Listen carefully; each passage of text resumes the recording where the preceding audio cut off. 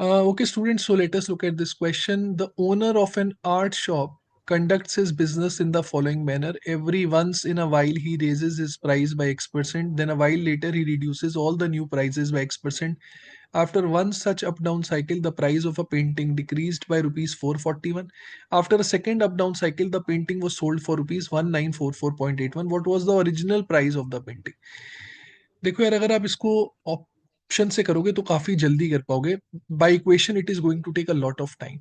ठीक है, अब ऑप्शन से भी कैसे करना है उससे पहले मैं आपको इसमें एक छोटा सा कंसेप्ट है वो एक्सप्लेन कर देता हूँ. आई होप आप सबको ये बात पता है कि अगर मैं किसी चीज को X% से बढ़ा रहा हूँ और फिर X% से कम कर रहा हूँ, so the net decrease will be of x square upon 100%. X square upon 100% का डिक्रीज आएगा ही आएगा. ये सक्सेसिव परसेंटेज के फॉर्मूले से है, right. A plus B plus A B upon 100. ठीक है. जैसे फॉर एग्जाम्पल मैं प्रूफ कर देता हूँ आप लोगों को. लेट से मैंने एक्स की जगह 30 पुट किया, तो एक्स की जगह 30 पुट किया तो 30% अप किया प्राइस, फिर 30% डाउन किया, तो net there will be a decrease.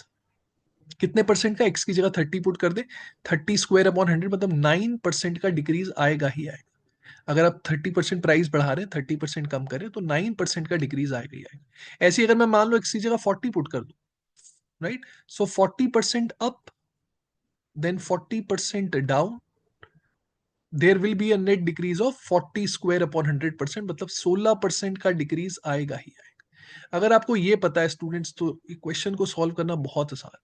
मान लो कि अगर मैं ओरिजिनल प्राइस को 100 मान, I am just giving you a pattern here, right. अगर मैं ओरिजिनल प्राइस को 100 मान लूं और मैंने एक्स की जगह लेट से अभी 30 पुट कर दिया, तो पहली बार जब साइकिल होगा, एक्स 30% बढ़ा, 30% कम हुआ, तो कहने से देर will be a decrease of 9%. तो आप इसको 9% से कम कर दे, 9 रुपए कम हो जाएंगे, राइट. ये पहली बार जब अप डाउन का साइकिल हुआ तो 9 रुपीज से कम हुआ. Now this becomes 91. अब फर्दर इसमें 9% का डिक्रीज होगा, फर्दर इसमें 9% का डिक्रीज होगा. No 9% of 91 will be 8.19. तो आप देखें जो दूसरा डिक्रीज आएगा ना वो 8.19 का आएगा. Look at these values will be close to each other. Okay, look at these values. ये वैल्यूज बिल्कुल एक दूसरे के क्लोज होंगी, मतलब जो पहला डिक्रीज है और जो दूसरा डिक्रीज है वो दोनों एक दूसरे के नजदीक होंगे. Let me show you another example. Let's put x is equal to 40. ठीक है, मतलब 40% अप 40% डाउन. मैं मान लेता हूँ ओरिजिनल प्राइस है 1000. I just want to show you the pattern. तो 40% up 40% down, that means net decrease will be of 16%. अब अगर मैं इसको 16% कम करूंगा तो आप देखिए कितने का डिक्रीज हो जाएगा, 160. So this becomes 840. Now another up down cycle of 40%.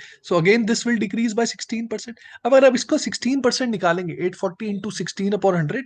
So students, this comes out to be uh, 134.4 है ना. यहां जो डिक्रीज आएगा that will be 134.4. So again you can see now these values are close to each other. ठीक है, बस same logic अब हमें यहां पर लगाना है. अगर पहला डिक्रीज 441 का है ना, अगर पहला डिक्रीज 441 का है, तो जो दूसरा डिक्रीज होगा वो क्या होगा? It will be close to 441. एक बात तो पक्की है, 441 की क्लोज होगा, but it will be less than 441. जैसे आप यहां देख सकते हैं कि जो दूसरा डिक्रीज है वो पहले डिक्रीज से कम हो रहा है, दूसरा वाला जो डिक्रीज है वो पहले वाले डिक्रीज से कम हो रहा है. तो जो दूसरा वाला डिक्रीज होगा it will be close to 441 but definitely less than 441. मैं मान लेता हूं अगर 400 का भी डिक्रीज हो रहा है, सो कहने से overall decrease will be of 841. Overall decrease 841 का हुआ, मतलब जब ओवरऑल डिक्रीज 841 का हुआ तब ये वैल्यू आई है. मतलब अगर ओरिजिनल प्राइस मेरा x है, उसमें से अगर मैं 841 कम करूंगा तो ये वाली वैल्यू आएगी, which is 1944.81. And students, if you look at the options, they are far away from each other. अगर मैं यहां से x की वैल्यू निकालूंगा, it will be close to 2700 to 2800 है ना. अगर मैं इसको भी सॉल्व करूंगा, so this is coming out to be 2785.81. देखिए, अगर ऑप्शंस क्लोज होते तो हम इसे ना कर पाते, क्योंकि ऑप्शंस बहुत ही दूर हैं. तो हमें ये बात तो पता लग रही है कि ओवरऑल डिक्रीज जो है वो डेफिनेटली मोर देन 800 हुआ. Overall decrease will be more than 800. So answer has to be close to 2700 and there is only one option, so option A will be the correct answer. I hope this is clear to everyone. This is much more effective method rather than solving with the help of equation.